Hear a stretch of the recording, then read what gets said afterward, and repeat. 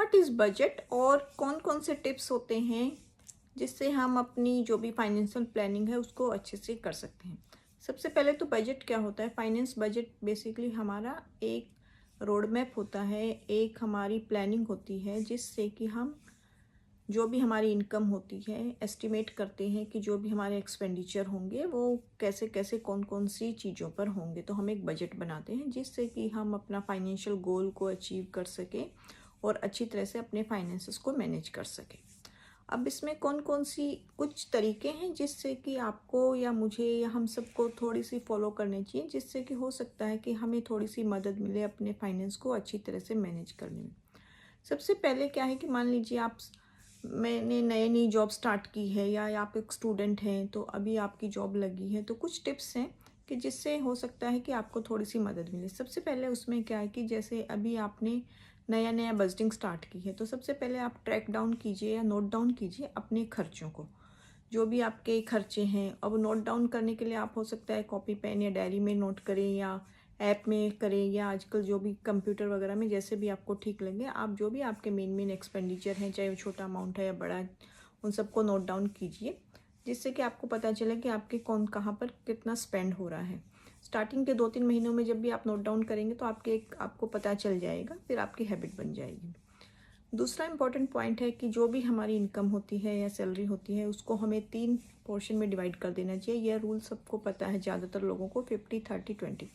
50% हमारी सैलरी का स्पेंड होना चाहिए हमारी जो भी नेसेसिटी या ज़रूरतें हैं, जिनके बिना हम लाइफ के लिए जो भी ज़रूरी है, जो बिल है, रेंट है या जो भी है खर्चे हैं, ग्रोसरी, वो सारा उस पर स्पेंड करना चाहिए। 30% हमें अपनी वांट्स पे या जो भी आप चाहते हो, जैसे फॉर एग्जांपल आपको ट्रैवल करना है या बाहर खाना खाना है, घूमने जाना है या मूवी देखने हैं, जो भी हमारी वांट्स होती हैं उन पे स्पेंड करना चाहिए। और जो 20% है वो हमारे इन्वेस्टमेंट में या सेविंग में जाना चाहिए। तो आपको क्या है कि अपना एक रूल बना लीजिए कि 50-30-20।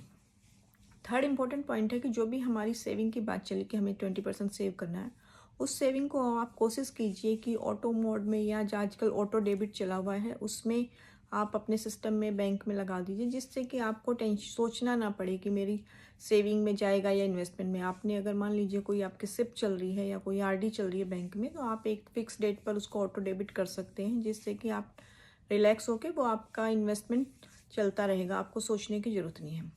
और फोर्थ पॉइंट है कि बीच बीच में आप एक बार महीने में 1-2 बार अपने जो भी एक्सपेंडिचर हैं उनको रिव्यू कीजिए, देखिए कि कहाँ पर ये हो रहे हैं। एक बार अगर मान लीजिए आपको कुछ मॉडिफाई करने की ज़रूरत है किसी बजटिंग में, तो उसको भी आप चेक कर सकते हैं। और एक लास्ट पॉइंट है कि फिफ्थ पॉइंट है कि कई बार क्या होता है कि हम जैसे आजकल सब टेक्नोलॉजी का ज़माना है, इतनी ऐप्स हैं, इतनी मेंबरशिप हैं, तो हम एक सेकंड कई बार लगता है कि हाँ इसकी मेंबरशिप ले लेते हैं, जो कि हम बाद में यूज़ भी नहीं करते हैं। जैसे मान लीजिए फूड के ऐप्स हैं या दूसरे इंटरटेनमेंट के हैं, तो अगर मान लीजिए कोई ऐप आपने ले रखी है, अगर आप उसको चेक कीजिए कि आप यूज़ कर रहे हैं कि 2-3 महीने से आपने यूज़ नहीं की, तो अगर आप यूज़ नहीं कर रहे तो ऐसी है जो अभी सब्सक्रिप्शन बेस्ड हैं चाहे वो, तो आप उनको कैंसिल कर सकते हैं। इससे भी थोड़ा बहुत अमाउंट आप सेव कर सकते हैं। तो हो सकता है ये स्टार्टिंग के कुछ चीज़ें हैं जिससे कि आपको फ्यूचर में अपना एक अच्छी फाउंडेशन बेस बनाने में हेल्प होगी इन्वेस्टमेंट के लिए। Thank you for watching. Please do like, share and subscribe my channel. Thank you so much.